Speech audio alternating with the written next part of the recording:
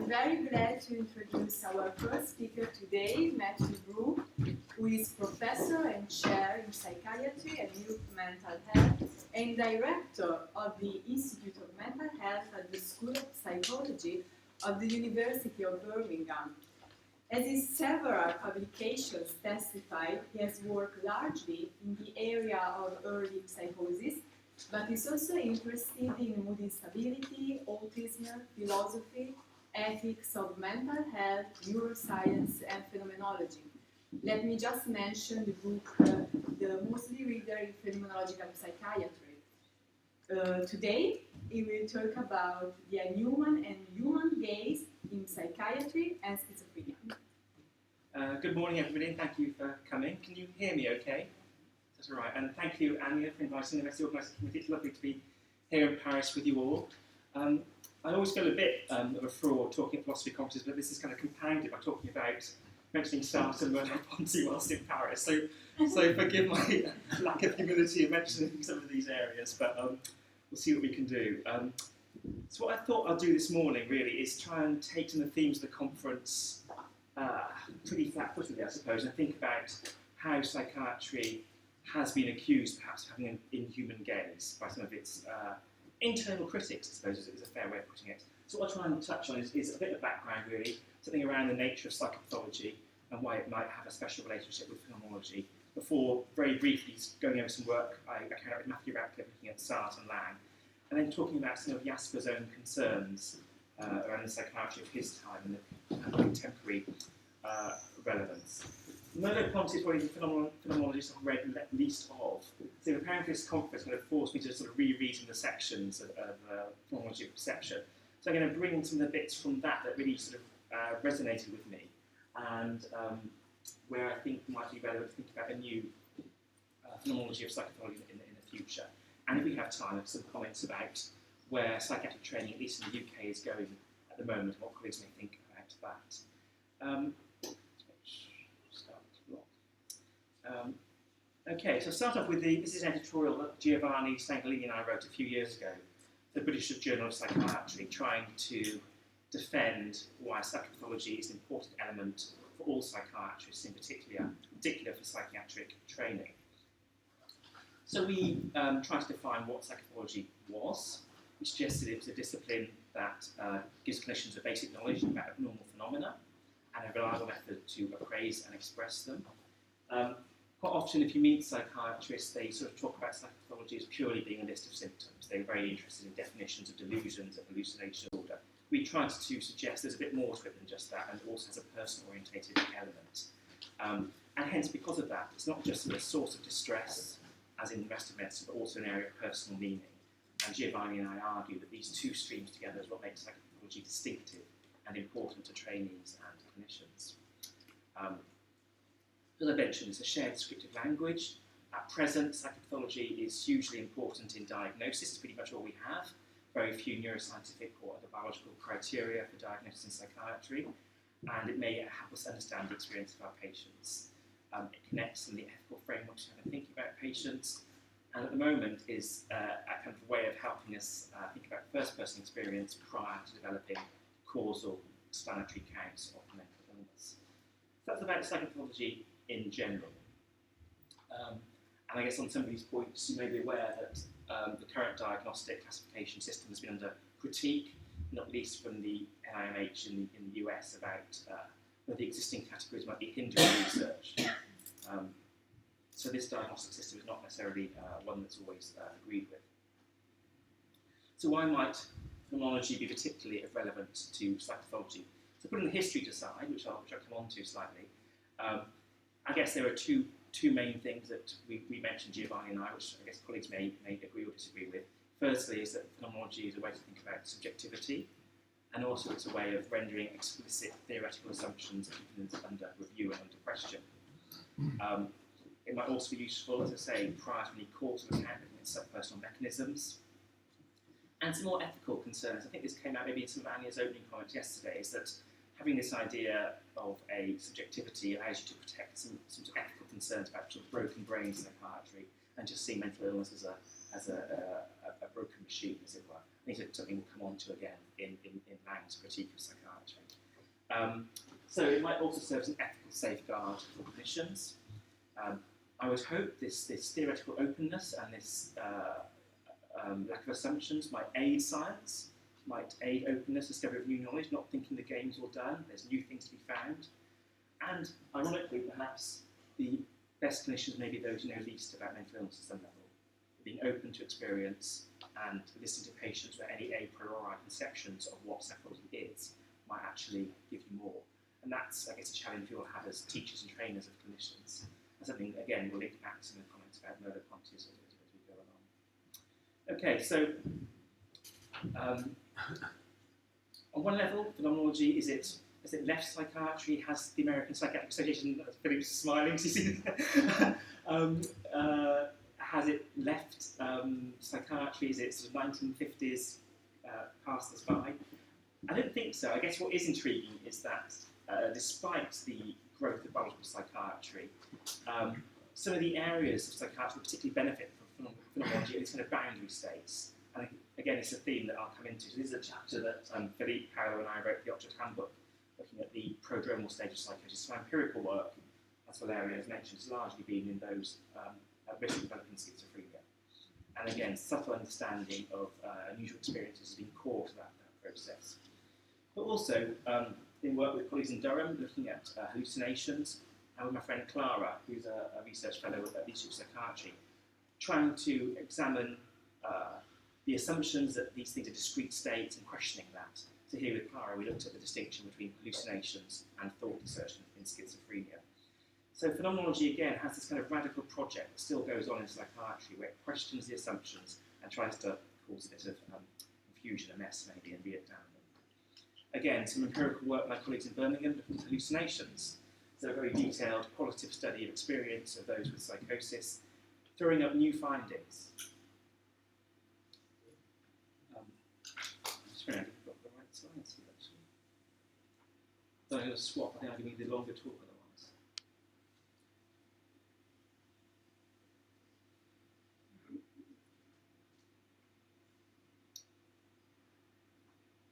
So excuse me, this is I can't find my The cursor. Yeah.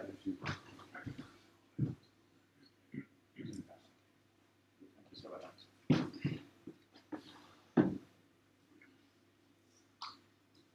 Yes, I was going to get into this study in more detail, which I removed last night. So this study from my colleague Rachel Upthegrove, looking at the experience of auditory hallucinations in those with first episode of psychosis. And here again, the process of opportunity for new knowledge, I guess, is what intrigued me here. So we know quite a lot about, you would think. Hallucinations have been a core symptom of psychosis. We've studied it for years and years. But here, some new findings about power relationships, the nature of the entities people thought they were experiencing when they had hallucination, and also for me, the issues around sort of hyperrealness. Although we teach trainees that hallucinations are much like any other auditory phenomenon, so we say it's a perception without an object, exactly the same. But it's not. There's more passivity. You can't block your ears. You can't turn away from an alien voice. There's more. There's even less agency in a perception like this. And also the idea that these hallucinations don't occur in one modality. Very commonly in this sample, at least, people who had an auditory hallucination have also experienced pain, itching, burning sensations, somatic, tactile experiences. So again, phenomenology allows us to keep open to new experiences, to listen to our patients, to learn new things, and hopefully to advance our knowledge as clinicians and scientists.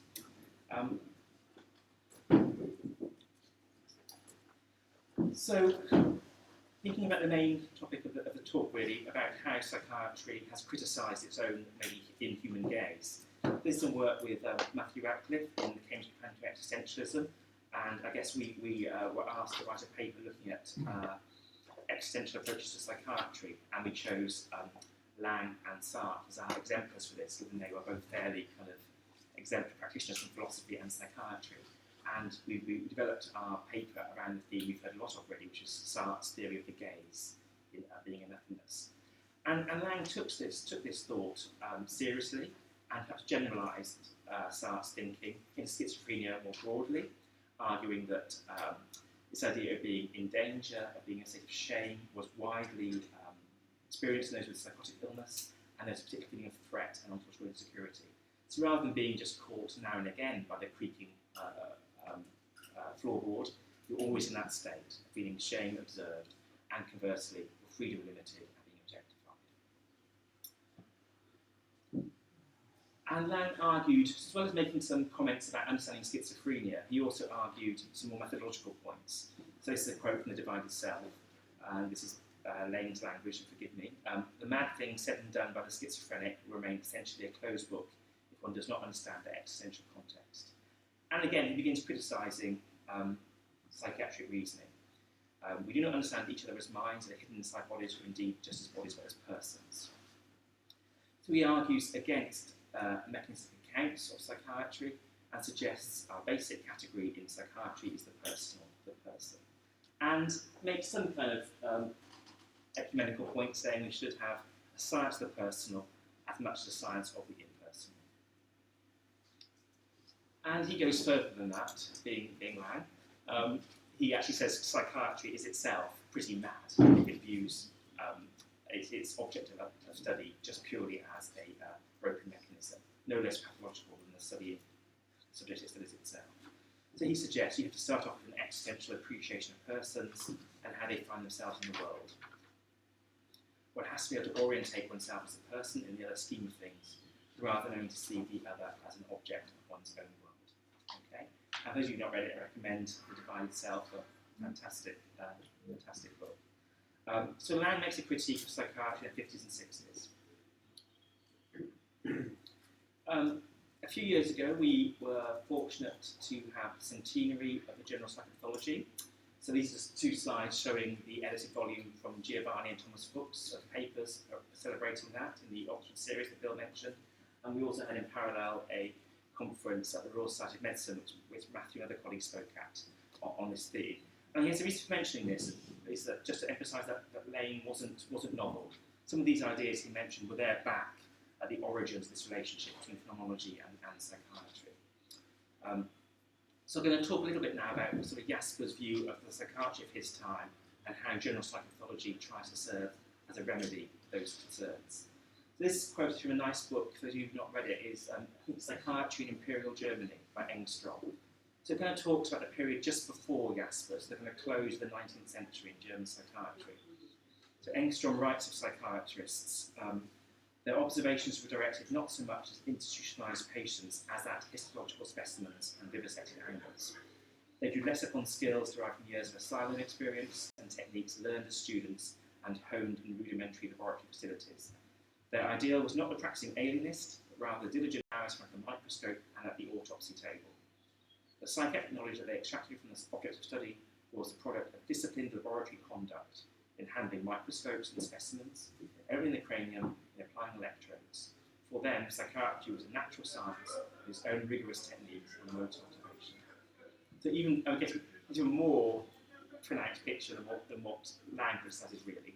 The idea that psychiatry here is neuropathology, is histology, is sort of very basic, we call now wet lab science almost. Reisinger, and this again, so Reisinger, for those who are clinicians, you know as maybe somebody who came up with the idea of Einheitsahose, attempt to try and to merge manic depression and schizophrenia. But what I learned from Engstrom was that Reisinger was also a political educationalist. He criticised the county asylums and built up university clinics. He changed German academic psychiatry from practice out in the provinces, looking at patients, to one based in university clinics with labs. And again, he called his colleagues out in the periphery as fossils from a distant past. And psychiatrists of this generation, 60s, 70s, 1860s, 70s of Germany, would tend to use the term cerebral pathologist rather than alienist or psychiatrist. And as I've mentioned, they tend to see themselves as studying microscopes, staining, and histopathology rather than people. But it was short-lived. I mean, this period only lasted probably about maybe 20 or 30 years. I think if you read, again, Edward Shorter's overview of tissue psychiatry, he calls this the first biological psychiatry. It achieved some things. So this is so we have Alzheimer and Alzheimer's disease. We have the course evasion for syphilis. We have Wernicke's great work on language. All these things are still in medical textbooks now, important advances, but it ran out of steam. And I guess the one narrative is the Kraepelinian narrative, so we'll move away from histology and microscopes looking at clinical cause, and then we have the, I guess, the Jasperian narrative, which we'll talk about shortly. And around the end of the 19th century, we begin to have a critique of prominent academic psychiatrists, such as Maynard and Fleischig. They were overextending brain theories into psychiatry.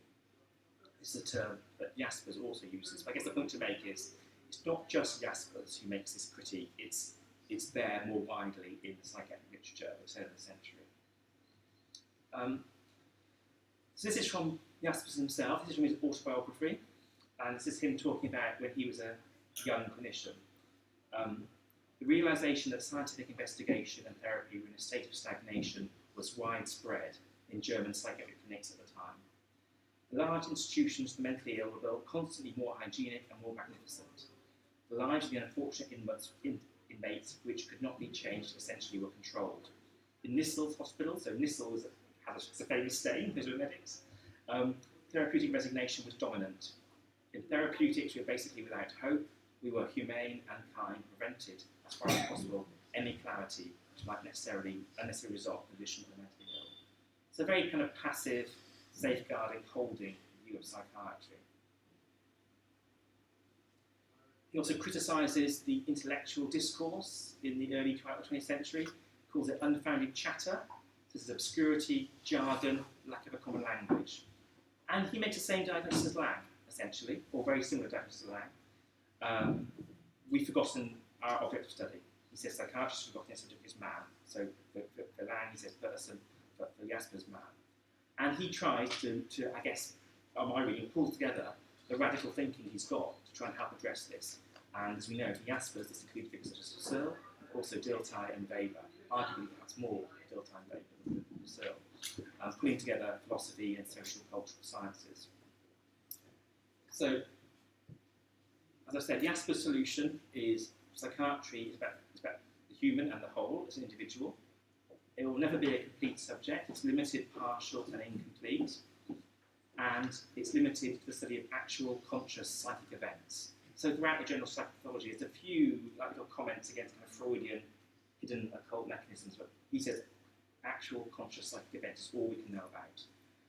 And I guess what strikes me reading the psychopathology is that there's no denigration of biological psychiatry, but more a constant argument for an equality of both approaches. So somatic events as causes of mental states and the relationship between mind and body. So again, a quote from Jaspers in the General Psychology. In every individual event, soma and psyche form an inseparable unity. The two stand in mutual reciprocity, which shows itself more directly in psychopathology than it does in normal psychology. Insights into the etiology of psychic events cannot be achieved without some knowledge of somatic function, more particularly the physiology of the nervous system. Thus, psychopathology finds in neurology, internal medicine, and physiology its most valuable auxiliary sciences. Investigation of somatic function is bound up with the investigation of psychic function, and the unity of soma and psyche seems indisputable. So, not arguing for any kind of dualism, but a very strong sceptical point here. He mentions that this situation between trying to look from the soma to the psyche is analogous with the experiment in opposite directions, where the explorers never meet because of the impenetrable country that intervenes. We only know the links, the end links in the chain of causation from soma to psyche and vice versa, and from these terminal points we endeavour to advance. So it's kind of article of faith, they're connected, we're not going to trace that through. So just to kind of reprise that, inseparable unity, they can affect one another and are constrained by one another. He claims these links are more clear in psychopathology. He doesn't really argue why that is, and we might want to think about that. But does introduce this idea of this void, this impenetrable country, which separates our knowledge of how psychic and somatic events interconnect.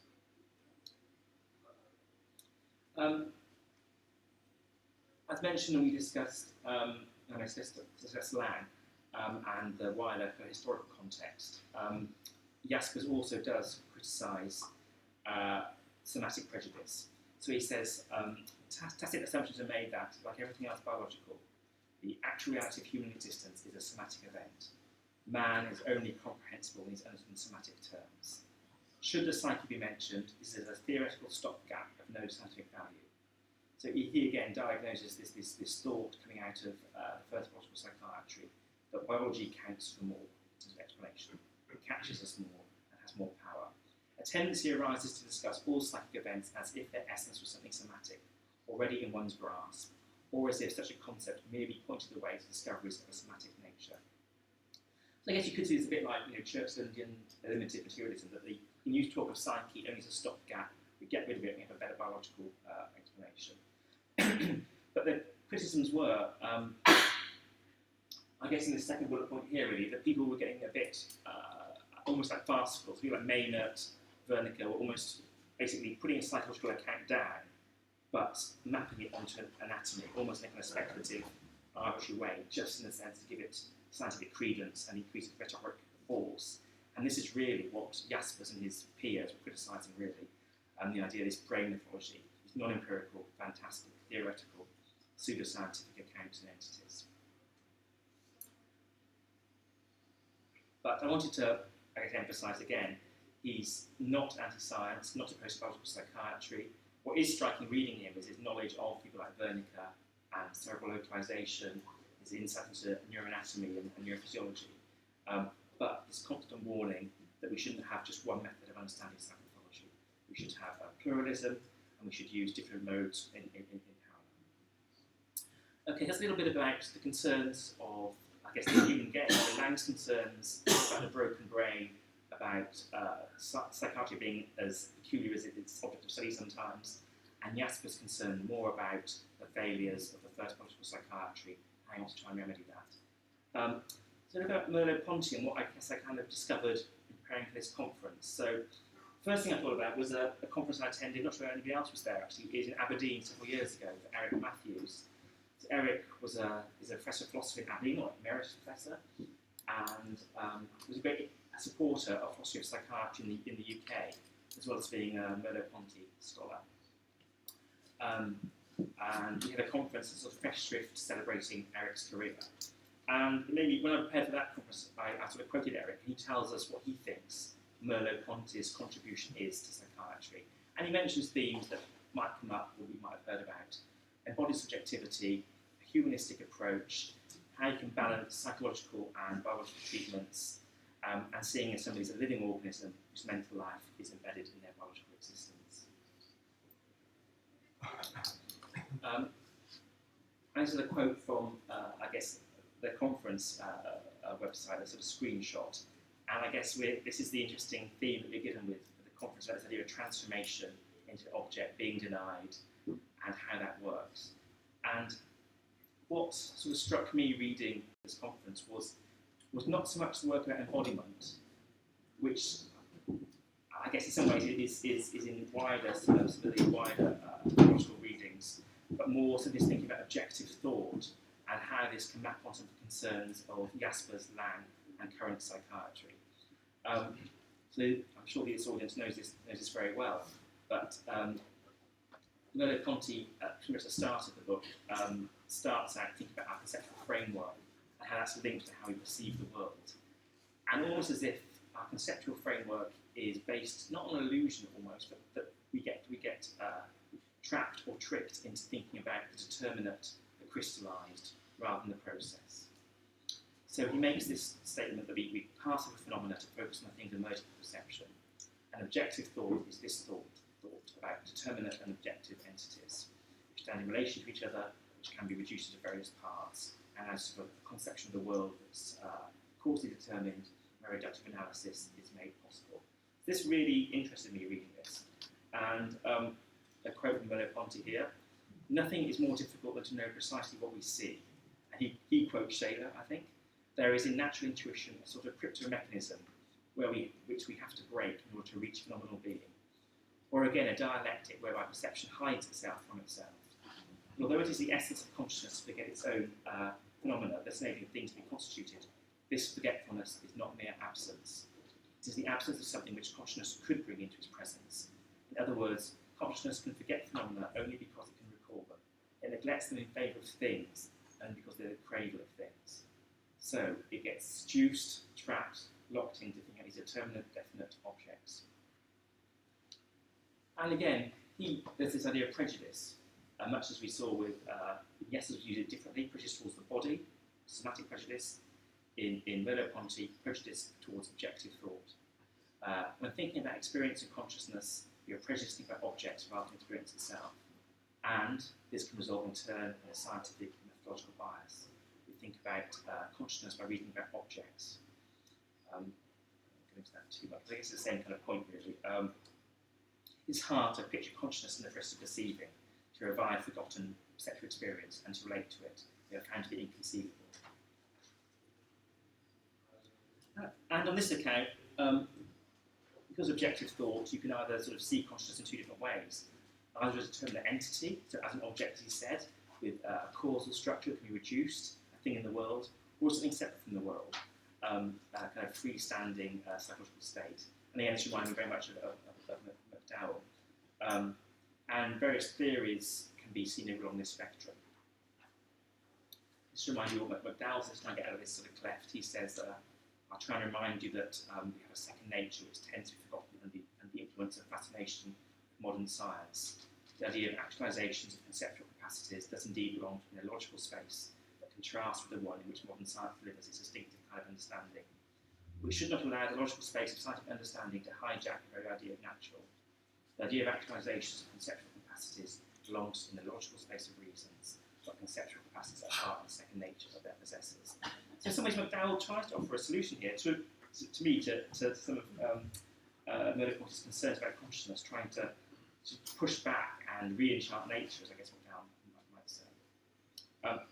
So, for Merleau-Ponty, you have to resist this prejudice, or you could try and resist it.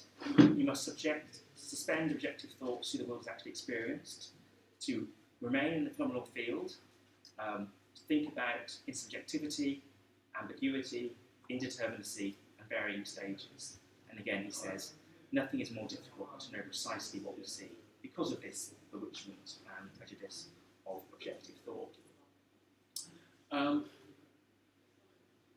one problem as a reading lots of philosophers, you always see little connections. And I guess, again, what struck me reading this is we had a bit in the book that Valeria mentioned very kindly.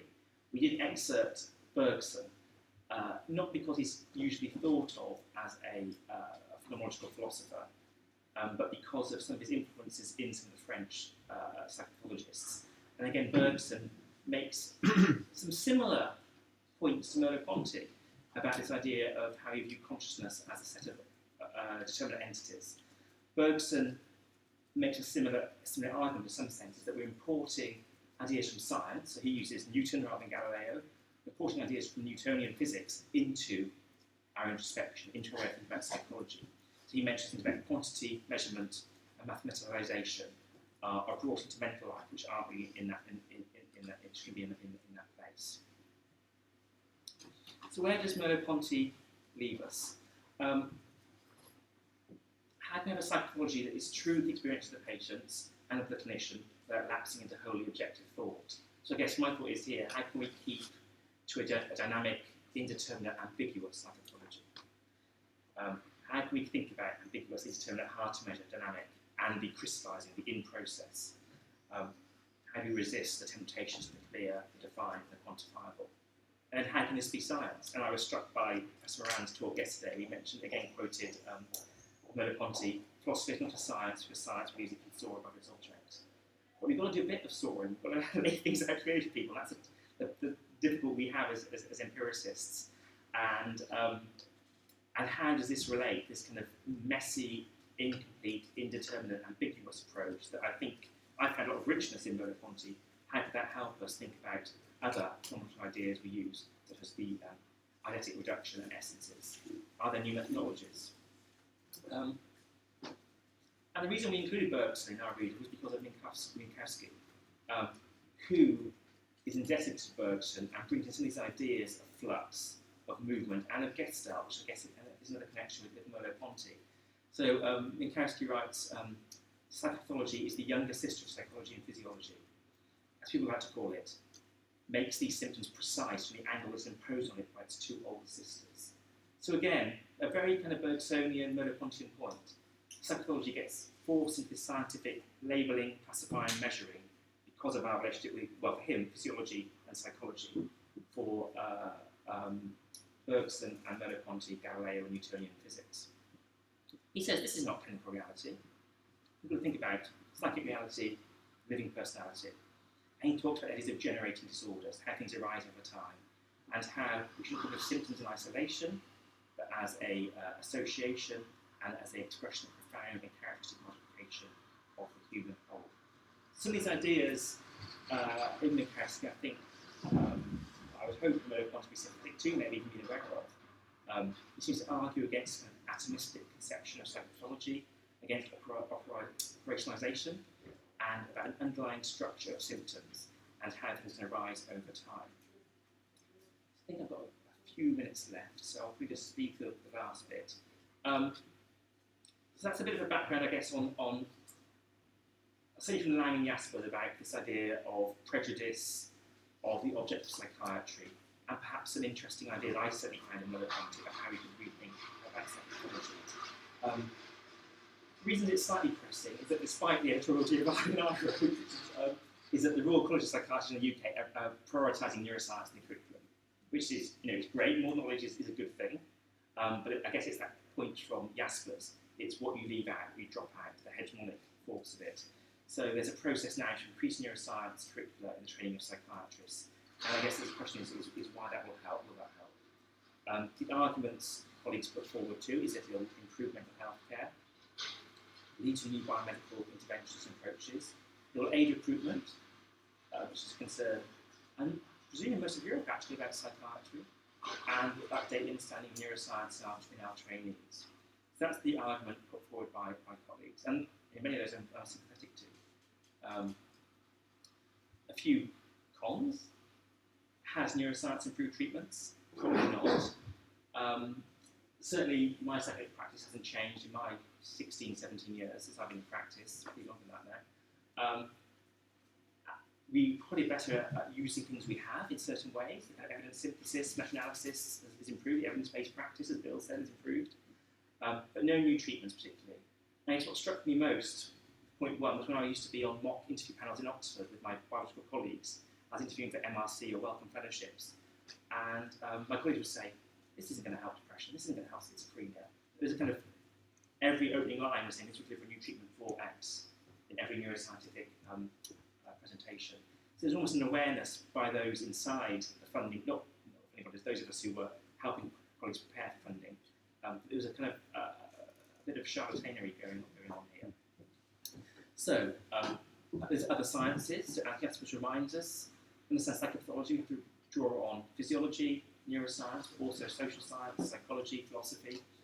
And I guess I have a worry that we missell the profession to our trainees. You can get very bright neuroscientists who do psychiatry, but in reality, a lot of clinical practice is about relationships, about social psychiatry, practical interventions, and trust and time.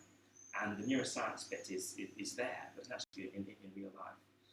And I mentioned, as I say, this prejudice that both Jaspers, Lang, and Merleau-Ponty particularly warn us of, not or caution us about. I've got a few minutes left, so all I'll say to end is that we've attempted to try and think about some of this. So I'm part of a working group around hallucinations for the International Consortium on Hallucination Research, where we try to kind of connect up some of these ideas from Bayesian computational psychiatry with phenomenology, particularly sort of some of these Minkowski ideas.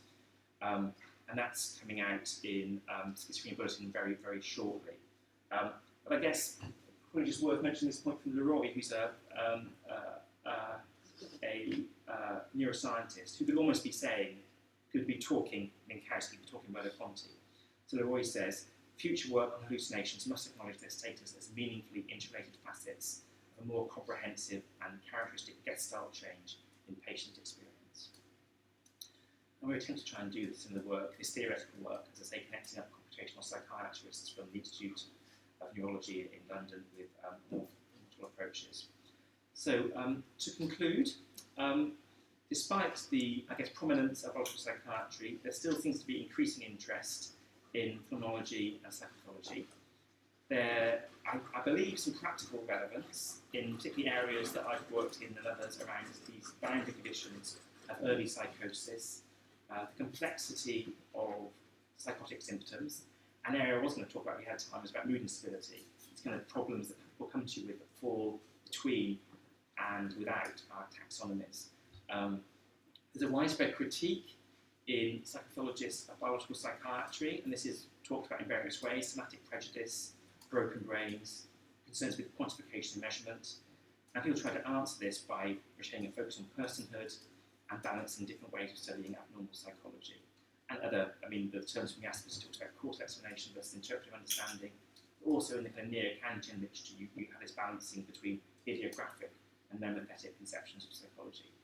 But what Merleau-Ponty brings to me in this reading is this kind of novelty, this excitement about the ambiguous, the uncertain, and the openness. So I guess I took from him, does he give us a way to help us as psychopathologists to resist the status quo, to resist our clear-cut classifications of disorders, of symptoms, think about dynamism, think about ambiguity, think about indeterminacy, and try and focus on the things we haven't got a partial answer to, and treat psychopathology as what it is, which is a radically new world to explore. Okay, I'll do it there. Thank you very much.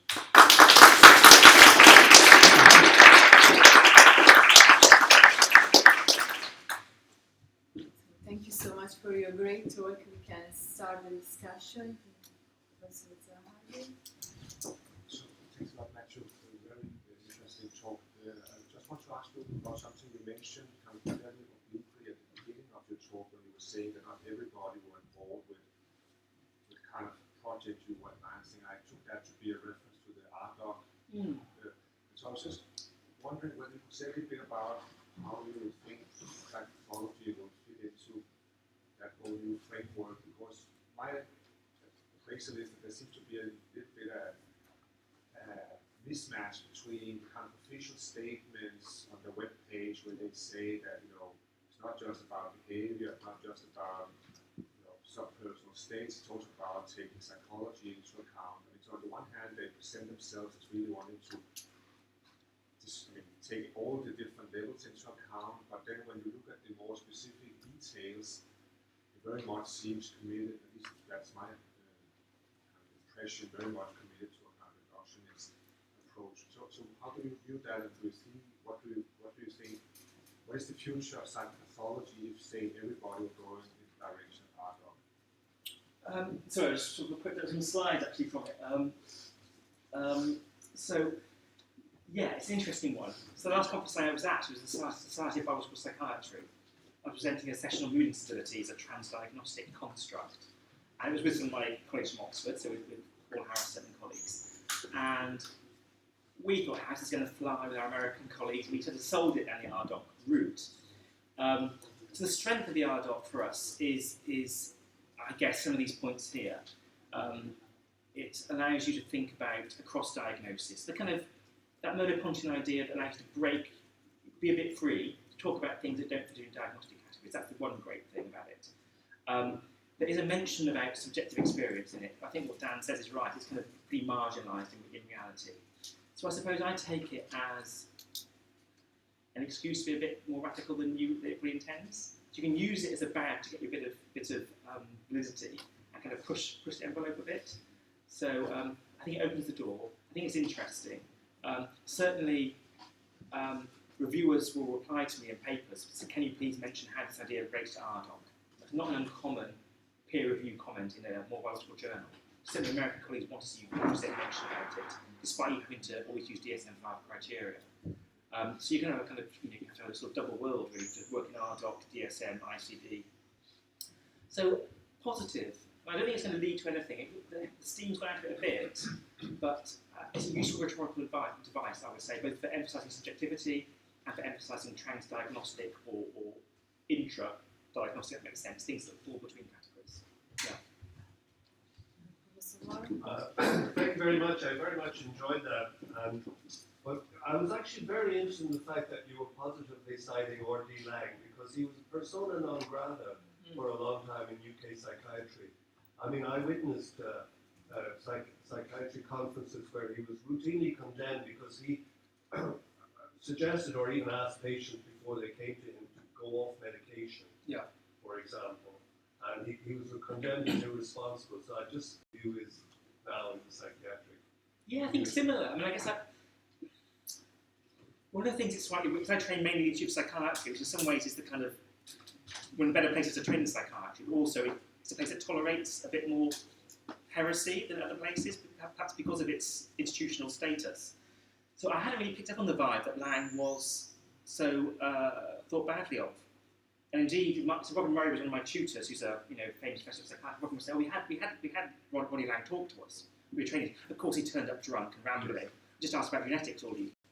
So this is like the people who they knew him, as it were, and criticisms that it wasn't actually schizophrenia, it was with autistic spectrum conditions and this kind of stuff.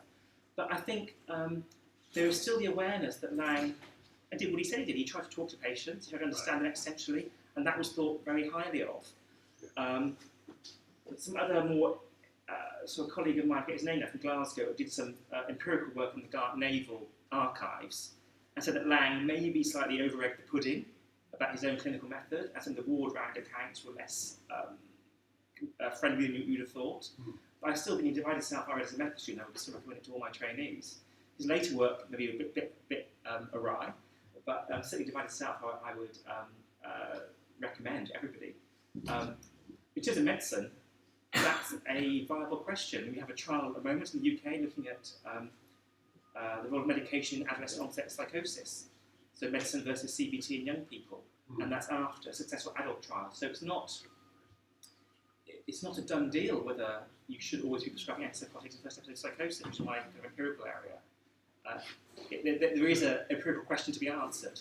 So for Lang to be criticised as, given one answer, it's not necessarily that inappropriate because there is equipoise. That's very helpful. Yeah. He used to come regularly to the British Phenomenological Society. I met him there, Okay. often, as you described, drunk and difficult. But his Philadelphia Association, there was a man called Dr. John Heaton. I don't know if you know him. I have met him, I And think, he yeah. was both a medical disciple of Lang, but also I think he was president of the British Phenomenological Society for a very long time. Okay, yes, I think Lang is worth thinking about still. And that's where I guess Matthew and I found a lot to be valued in him when we read the Divided Self, that paper. Yeah. Question there? Me? Yeah. Thank you for your presentation. I'm hoping to be a way in which Merleau-Ponty could be useful to you in the way that you are sort of asking. One reason I'm maybe, from a philosophical point of view, a little bit skeptical is, and I'm actually curious to hear if I'm wrong about this, but on my understanding of Merleau-Ponty's idea about objective thought, what he sometimes calls the prejudice of the world, is it's not distinctly a problem that arises when you think about the domain of the human, but it's a general problem in thinking about the world. So his view is compatible with the existence of, say, the sorts of ideas we have in physics about a physical world, which is radically different from the world of objective thought, in the world of the physicist. So presumably it could be equally consistent with, or put no pressure on the possibility of a scientific, clinical engagement with the human person. Yeah. That was also as discrepant from common sense as quantum physics is from common sense. In other words, it seems to me that there would be a parallel of the challenge of reconciling. What is questioned, then there's the interesting question, is the notion of experience, whether experience as we live it, as we really live it, whatever it means, how to understand that in relation to objective thinking. Yeah, I mean, one of the things, again, I cut last night, I was again, pressing around as almost defensively, not defensively in human gaze, but just take it seriously. Because I am a practicing psychiatrist, and I think we do quite a lot of good with the inhuman gaze, and it can work. I mean, we have these systems not because they're completely wrong and rubbish, but because diagnosis predicts treatments, and some of the treatments work. So, in some ways, I take exactly your point, this kind of determinate, objective categorization does have some traction on our clinical practice. So it would be very much, I was hoping, is whether Merleau-Ponty can help us do more. I think about subtleties, and a bit, as I said, I skipped out, was around things we don't capture. So particularly around these prodromal states, these odd states, or people who come to clinicians with, I've got mood swings, doctor, and we don't have a language, a way of capturing that still, and we're trying to kind of, this is an area of empirical work for me, and I know one that interests Matthew, about how you make sense of that, what we do with it. So I guess it's more as a kind of, I guess, as I say, what phenomenology should be, a spur to make you realise that the question of the matter is not settled. Keep you open and thinking.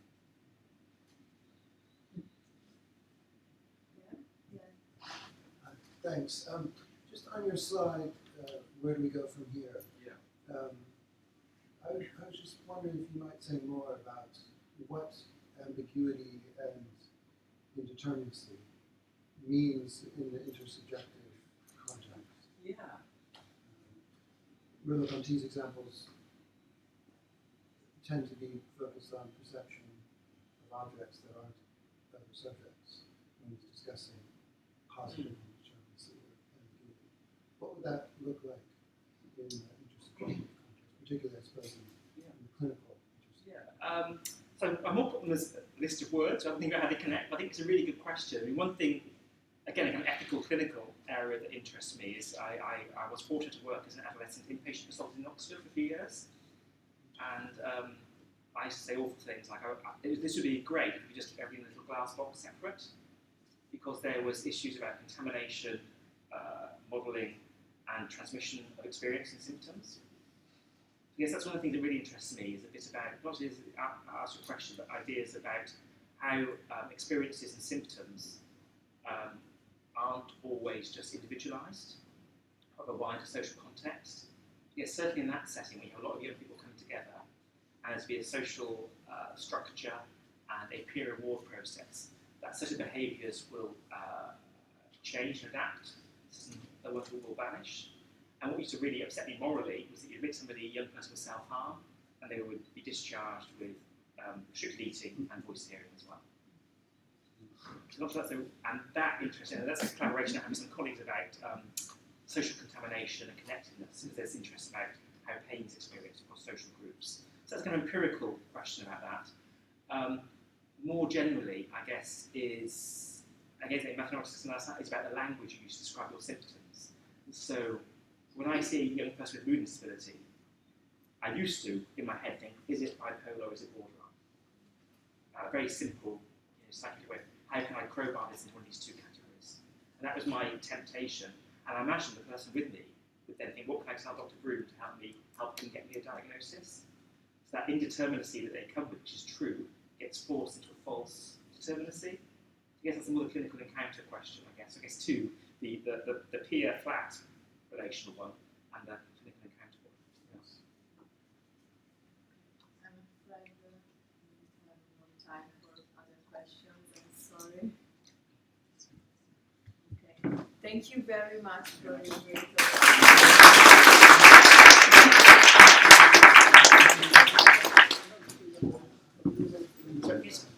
great That's you? What are you using for the math?